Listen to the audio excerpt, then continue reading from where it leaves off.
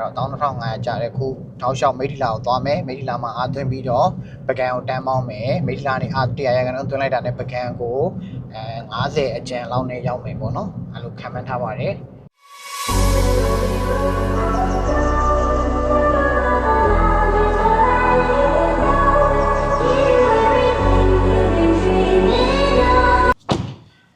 မနက်ဖြစ်မနက်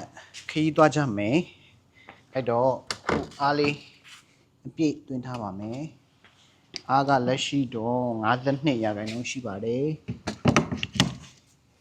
မနက်ဖြန် highway သွားပါမယ်ဟယ်လိုအားလုံးပဲမင်္ဂလာပါကျွန်တော်တို့ကိုပကံသွားမှာဖြစ်ပါတယ်ကျွန်တော်ပကံကို EV ကားလေးနဲ့ခီးသွားမှာပေါ့နော်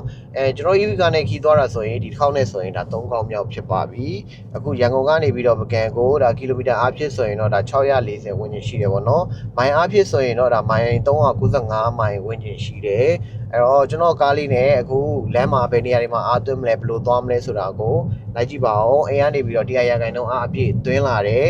ကျွန်တော်တွက်ထားတဲ့ပုံစံအရဆိုရင်တော့ကျွန်တော်တို့အခုတောက်လျှောက်115မိုင်ကိုမောင်းမယ်115မိုင်ရောက်တဲ့အချိန်ကျရင်ဒါကျွန်တော်ကားလေးက battery percentage ဒီ 80% to 20% ဝန်းကျင်ကျန်မယ်လို့ကျွန်တော်တွက်ထားရဲပေါ့နော်အဲ့တော့ကျွန်တော်တို့ဘယ်လိုသွားမလဲဘယ်လိုအခြေအနေရှိလဲကျွန်တော်တို့နဲ့အတူတူလိုက်ခဲ့ပါဦးအခုတောက်လျှောက်115မိုင်ကိုမောင်းပါမယ်လိုက်ခဲ့ကြပါဦးရှင်ကျွန်တော်တို့ဒီအချက်ချင်းတဲ့ဥစ္စာတော့ရှင်းတဲ့ရှင်းကုသိုလ်ကောင်းမှုရဲ့ပြည့်စုံခြင်းကိုအခုကျွန်တော်တို့ဒါ0မိုင်ကိုရောက်ပါပြီကျွန်တော်တို့ဒါ0မိုင်မှာကျွန်တော်တငယ်ချင်းတွေနဲ့သွားမှာကား3စီးသွားကြမှာပေါ့နော်သူတို့တော့စီကားနေပါကျွန်တော်ကတော့ EV ကားလေးနေပါ0မိုင်မှာကျွန်တော်ရဲ့ battery percentage ကတော့ 9% ကုန်သွားပြီကျွန်တော်တို့0မိုင်ကနေပြီးတော့တောက်လျှောက်ဒါ115မိုင်ထိကိုတောက်လျှောက်မောင်းမှာဖြစ်ပါတယ်အားဖြစ်နေတာဒါဖြစ်ပါအောင်အဲ့တော့ကျွန်တော်လည်းဒီလိုက်ခဲ့ပါအောင်လိုက်ခဲ့ကြပါအောင်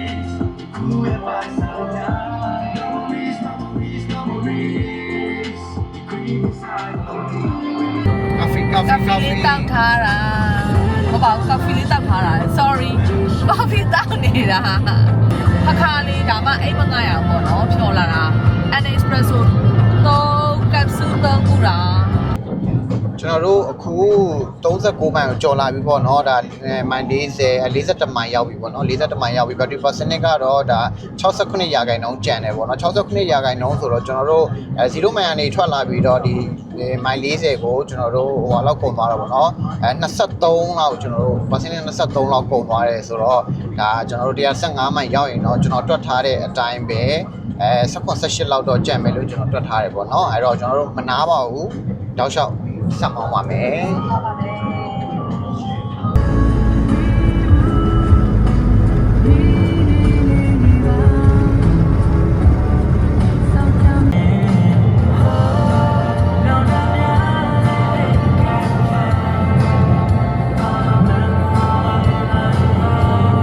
4မိုင်ကိုရောက်ပြီပေါ့နော် battery percentage ကတော့ကျွန်တော်တို့33% ကျန်တယ်33% ကျန်တယ်ဆိုတော့115မိုင်ကိုတော့ဒါ AC ရောက်ပါတယ်စိတ်ပူနေရလားမပူပါဘူးစိတ်မပူပါဘူးအဲ့တော့ကျွန်တော်တို့ဟို115မိုင်ရောက်ရင်တော့အားအပြည့်100ရာခိုင်နှုန်းသွင်းမယ်သွင်းပြီးကျွန်တော်တို့ဒါနေပြီးတော့ဒီဆက်ပြီးတော့မောင်းမယ်ပေါ့နော်နေပြီးတော့မှလည်းသွင်းမယ်သွင်းပြီးကျွန်တော်တို့ဒါမိတ်တာဒီတောက်လျှောက်ဆက်မောင်းမှာဖြစ်ပါတယ်ဟုတ်ပါတယ်ဒီကနင်းနေထွက်တာနောက်ကြရလို့ပြောရမယ်6:45လောက်ပေါ့နော်အခုကြတော့မှပဲလေးလေးနည်းနည်းလေးစပြီးတော့ထွက်လာတယ်ပုံမှန်ကျွန်တော်အခုမောင်းနေတဲ့ပုံစံကတော့ဒါ95နဲ့100ဝန်းကျင်ပေါ့နော်ဒါဒီတိုင်းလေးပဲဆက်ပြီးတော့မောင်းပါမယ်ဒါ95ဝန်းကျင်တော့တောက်လျှောက်ဆက်မောင်းပါမယ်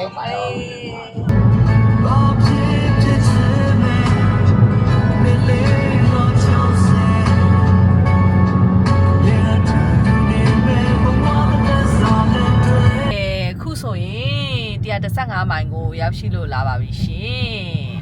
အသွင်းပါမယ်အခု115မိုင်ကိုရောက်လာပါပြီဒါကျွန်တော်ကားကဒါ19ရာခိုင်နှုန်းကျန်တယ်အခုဒါ115မိုင် station ရှေ့ကိုရောက်နေပြီအသွင်းမယ်100ရာခိုင်နှုန်းအပြည့်သွင်းမယ်ပေါ့နော်ကျွန်တော်ကားကိုလေကျွန်တော်တခါမှဒီ30ရာခိုင်နှုန်းအောက်ကိုတခါမှမမောင်းဘူးဒါအခုမှအခုတန်လျင်ကနေပြီးတော့တောက်လျှောက်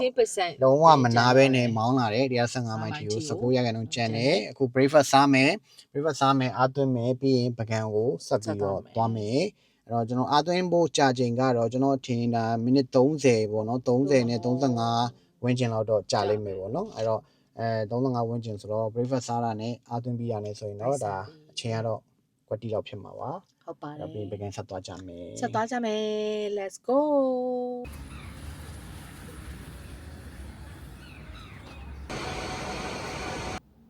ကဲခုကျွန်တော်တို့အားပြည့်ပါပြီအားသွင်းတာကတော့ကျွန်တော်တို့မိနစ်40လောက်ကြာသွားပါတယ်တရားရကလုံးပြည့်ပါပြီခီးဆက်လိုက်ပါဦးမယ် အခုအားလည်းသွင်းပြီးသွားပါပြီအားလည်းအပြည့်ပဲ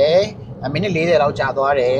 2000နဲ့2000ကြာတယ်တရားရကလုံးအပြည့်ပေါ့နော်ကို breakfast လည်းစားပြီးဘိုက်လည်းဝါသွားပြီချင်းလေးဆိုပြီးတော့ခီးဆက်ကြမယ်မိုင်းနေရာကိုဆက်ပြီးတော့မောင်းမယ်နေပြီးတော့ရောက်ရင်လည်းအားက15မိနစ်လောက်သွင်းလိုက်ရင်တော့ရောက်ပြီအဲ့တော့နေပြီးတော့ရောက်ရင်အားပြန်သွင်းမှာအားသွင်းပြီးတော့မိထီလာထိတောက်လျှောက်ဆက်မောင်းပါမယ် ပါတယ် ကဲချင်းလေးဖွင့်ပြီးတော့ let's go ဆက်သွားမယ် go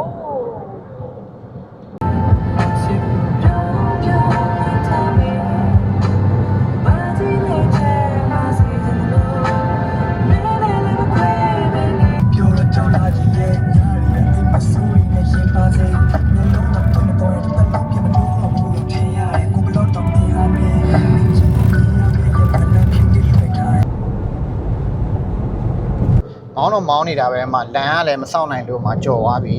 ပီကန်တို့ကလည်းတောက်အောင်ရှော့တုတ်တယ်သူတို့တွေအားမကုန်နိုင်ဘူးဆွတ်ဆက်မောင်းနေတာဒီမှာကိုကမှလီဘာကလည်းစုံနေပြီမှ body နဲ့ကတ်နေပြီအဲ့လိုဖြစ်နေတယ်ကျွန်တော်တို့သွားတာတကယ်ချင်းပြစုပြီးသွားတာကား3စီးနဲ့သွားကြတာအမှအခု185မိုင်ရောက်ပြီကျွန်တော် battery percentage ကတော့ကျွန်တော်100ရာခိုင်နှုန်းအပြည့်သွင်းလာတယ်45ရာခိုင်နှုန်းတော့ကုန်သွားပြီအခု55ကျန်တယ်ပေါ့နော်အဲ့တော့မိုင်200ရောက်ရင်ကျွန်တော်အားလေးပြန်ပြီးတော့သွင်းပါမယ်ပြီးရင်ဆက်ပြီးတော့ခီးဆက်ပါမယ် ဆက်သွားမယ်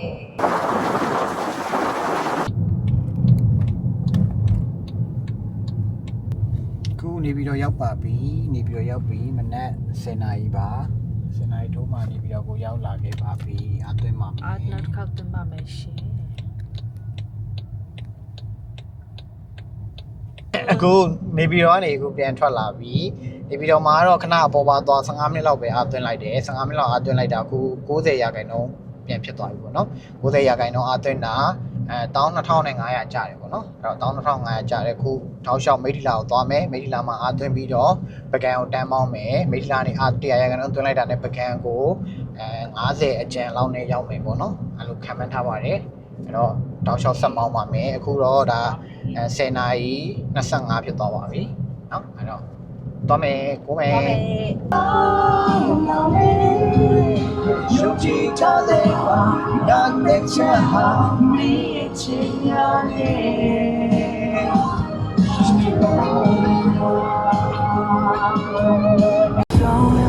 ငါချစ်တာသူတာဒီဆုံးမှာ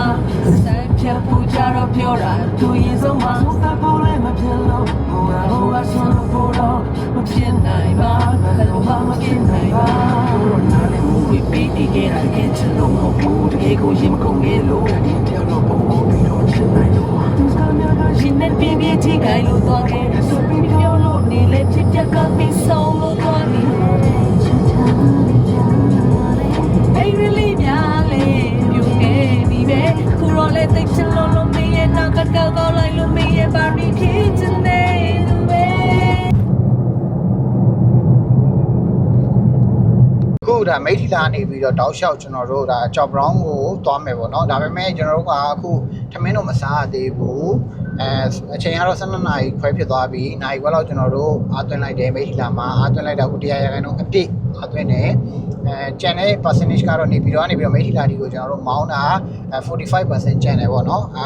နေပြီးတော့မှာတော့90ရာခိုင်နှုန်းသွင်းခဲ့တာ100ရာခိုင်နှုန်းအပြည့်မသွင်းခဲ့ဘူးတော့15မိနစ်မိနစ်20လောက်ပဲခဏနားပြီးတော့သွင်းခဲ့တယ်အခုမိထီလာမှာကျွန်တော်နာရီခွဲလောက်အားပြန်သွင်းလိုက်တယ်100ရာခိုင်နှုန်းအပြည့်အားသွင်းပြီးတော့ကျွန်တော်တို့အခုပကံကိုတောက်လျှောက်မောင်းမယ်ပေါ့เนาะ အခုချစ်တို့အားသွင်းလာတာ3နေရာ 3နေရာပေါ့နော်ကျွန်တော်တို့အခုပကံတိဟိုသွားတယ်ပေါ့နော်ပကံတိသွားတဲ့အခါမှာကျွန်တော်တို့ကအချိန်အားဖြင့်ပြောမယ်ဆိုရင်တော့တနာရီခွဲတော့ကျွန်တော်တို့နားလိုက်တယ်တနာရီခွဲနားရဲဆိုတာကကျွန်တော်တို့အိမ်ကနေပြီးတော့တန်လင်ကနေပြီးတော့ကျွန်တော်တို့135မိုင်အထိကိုကျွန်တော်တို့တောက်လျှောက်မောင်းနေ135မိုင်မှာကျွန်တော်တို့က45မိနစ်လောက်နားလိုက်တယ် အားအပြည့်သွင်းတယ်အဲ့ဒီမှာ breakfast စားတယ်ဒါတော့ပုံမှန်ပဲ breakfast စားရင်တော့အနည်းဆုံးနိုင်ခွက်လောက်တော့ကျွန်တော်တို့အချိန်ပေးရတာပဲလေအဲ့တော့အဲ့ဒီမှာကျွန်တော်တို့အားပြည့်သွင်းလိုက်ပြီးတော့နေပြီးတော့မောင်းတယ်နေပြီးတော့မှကျွန်တော်15မိနစ်လောက်အားပြန်သွင်းတယ်90ရာခိုင်နှုန်းသွင်းတယ်သွင်းပြီးတော့ကျွန်တော်အခုမိထီလာကိုမောင်းလာတယ်မိထီလာမှာကျွန်တော်နိုင်ခွက်လောက်အားသွင်းလိုက်တယ်အားသွင်းလိုက်တာကျွန်တော်100ရာခိုင်နှုန်းအပြည့်ဖြစ်သွားတယ်အဲ့တော့100ရာခိုင်နှုန်းအပြည့်ဖြစ်သွားတာဖြစ်တဲ့အတွက်ကျွန်တော်တို့ကပကံကိုဘလိုပဲဖြစ်အေးအေးကျွန်တော်တို့ရောက်သွားပြီပို့ပို့ပပကျွန်တော်တို့သွားလို့ရပြီပကံကိုတောက်လျှောက်ဆက်သွားပါမယ်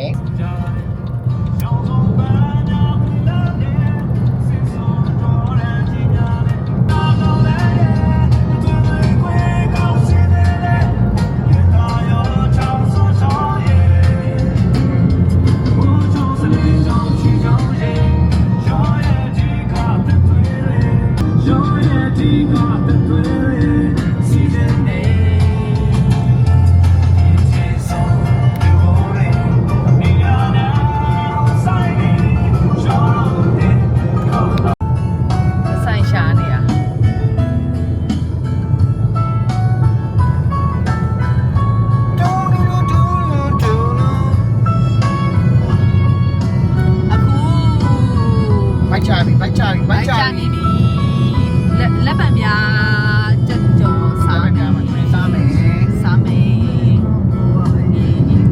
ငယ်တဲ့မှာ ကဲလက်ပံပြားမှာထမင်းစားပါမယ် စားပါမယ်ဘိုက်စားပါပြီ အချာလေးပါပြီ များတာပဲနော် လူတွေရှိပါတယ် ရှိမှာပေါ့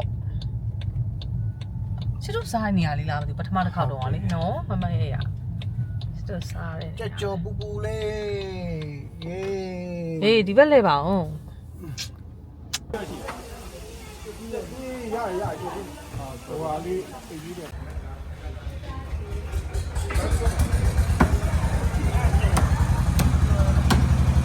ကဲခုကတော့ကြောက်ပတောင်းမြို့ထဲဝင်လာပြီเนาะကိုเนาะ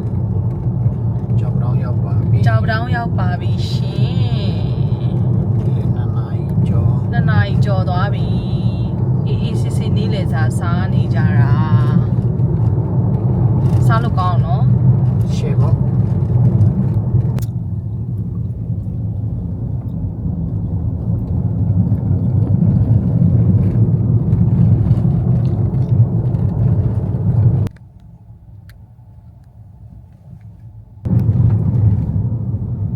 ပကံမှာအားသွင်းလို့ရတဲ့နေရာတွေဆိုရင်လည်းကျွန်တော်တို့စုပေါင်းဒါ10ခုလောက်ကျွန်တော်တွေ့ထားတယ်ပေါ့နော်အဲ့ DC charging ဆိုရင်လည်းကျွန်တော်3နေရာလောက်ရှိတယ်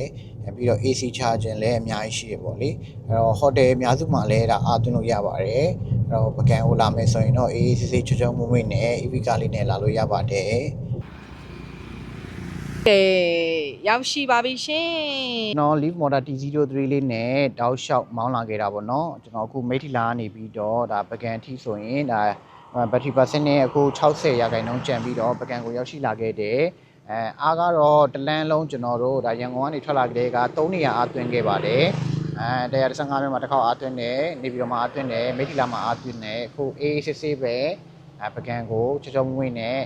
စိတ်ချမ်းချမ်းသာသာနဲ့ရောက်ရှိလာခဲ့ပါပြီ လေးရောက်လာပါပြီရှင်စိတ်ချမ်းသာပါပြီ အဲ့တော့နောက်ဗီဒီယိုလေးတွေ like ကြည့်ပေးပါဦး ဟုတ်ပါတယ် တာနောက်မှပြန်တွေ့ကြမယ် တာ